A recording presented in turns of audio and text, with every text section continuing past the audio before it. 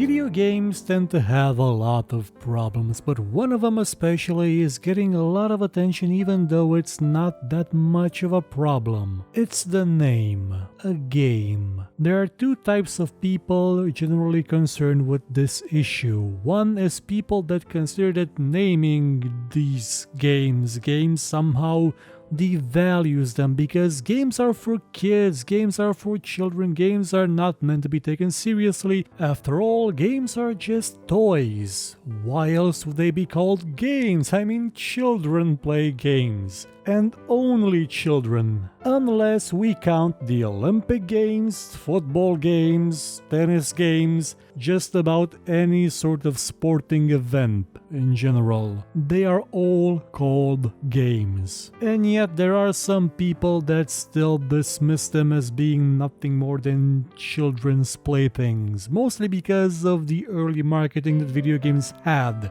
They were aimed at kids, and that stuck in people's heads, especially in the USA because, how shall I put this, marketing in America is downright brutal. The way it's entrenched in culture is scary. It's sinister. What, you think cornflakes make for a healthy breakfast? No. But the marketing made people think that way. What, you think Santa wears red? No. Well, one, he doesn't exist, and two, he never wore red. That's Coca-Cola's marketing. Game marketing, on the other hand, wasn't that sinister, but it did ingrain the idea that games are for kids. It's Nintendo's, yes, play with your Nintendos. You see this type of stuff constantly, especially in the media, the TV media that's dying out and just pulls at every hair it can, grasping onto existence before it just plummets down that cliff and dies violently in a fire. That would mean I'd be out of a day job, but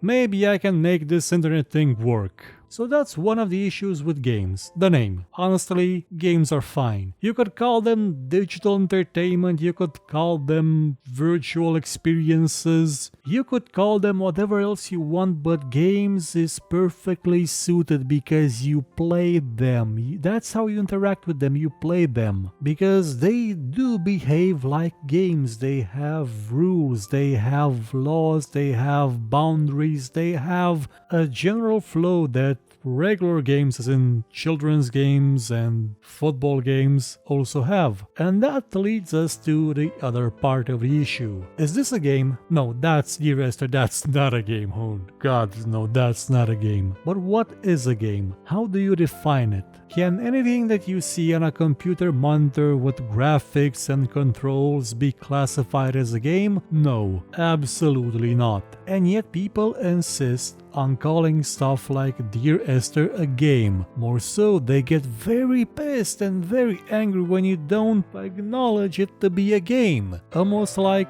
how dare you? How dare you call our thing that isn't a game not a game? Quite simply, because it doesn't qualify as one. What a game requires is interactivity, for you to actually interact with the surroundings, the environment, the game. And no, pressing W and moving the mouse isn't an interaction, because there's no gameplay there. There's just moving around. I may as well just add a free moving camera to the Windows 95 maze screensaver and call that a game. Remember that mouse? Man, when that showed up the first time I was like, whoa dude, there's a mouse in that screensaver.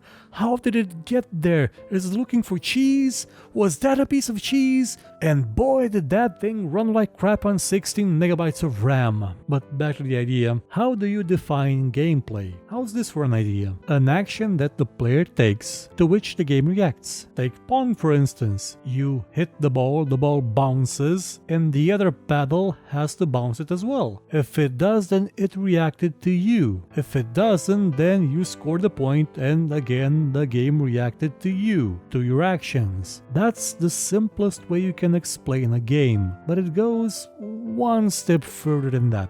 Games need a fail state.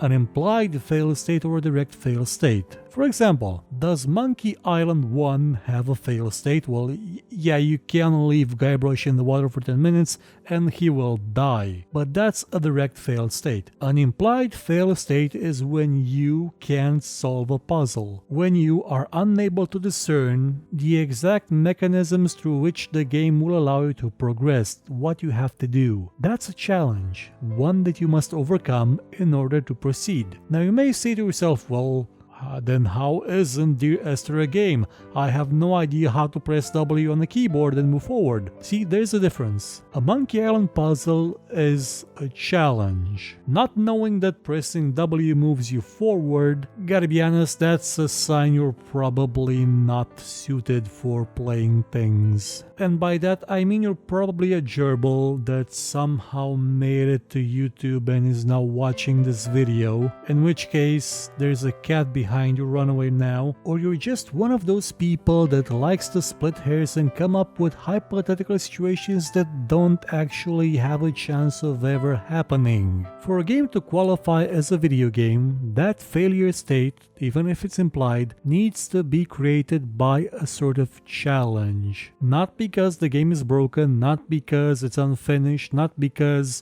you're a gerbil and can't press W. If a game requires you to pay attention to its surroundings, to understand what it's about, and then use that information in order to progress, then that can be considered as a challenge, a very, oh my god, it's monumentally small challenge, but still a challenge, one which you could fail if you were a gerbil in a light socket. Remember that one? If you remember that one, you've been on the internet for a long time. Like Stonefly's long time, where we just had a habit of collecting Flash games. Well, things made in Flash wasn't actually a game because although you couldn't, well yeah, you did interact with it and it did react back to you, so well, yeah, Gerbil in a light socket was more of a game than Dear Esther. And it was about the gerbil in a light socket. Or was it the blender? No, they were both. There was also one in a microwave. No, the frog was in a blender, the gerbil was in a microwave,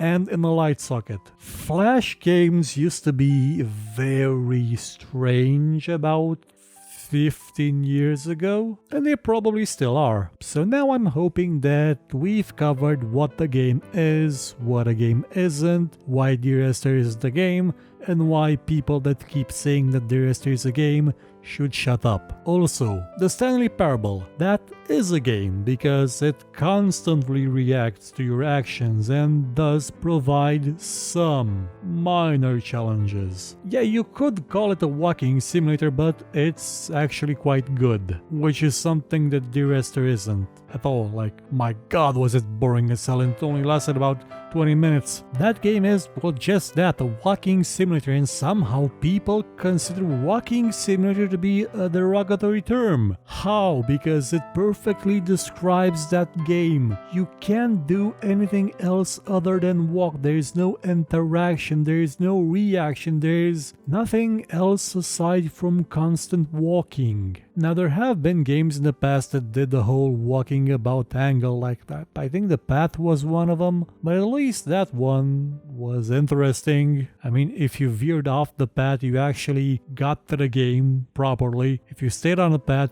that was sort of the implied fail state, because you failed to actually get into the actual game. But Dear Esther, oh, come on. Yeah, I know I'm about 5 years too late to the party when it comes to discussing this, but I keep seeing it often in my Twitter feed, in some comments, and on just about every Steam review. That being said, not every game is a walking simulator. There is such a thing as new ones. I should probably do a show on new ones sometime, mostly because I constantly get messages from people that don't understand nuance. But the important part of this show is that now you understand what I classify a game to be. So when the time comes when I'm gonna say that some things are not games, you'll understand where I'm coming from. Consider this preparation. And just so that you don't misunderstand me, I'm not against people making walking simulators or things that aren't games, as long as they don't pretend that they're games. Dear Esther is boring as hell, but it's beautiful to look at. It would be something that would work in VR as a walking simulator, an experience, something you see. But don't call it a game, because when you call it a game, you insult everyone that actually makes games. Though probably not as much as... oh, we'll get into that next week with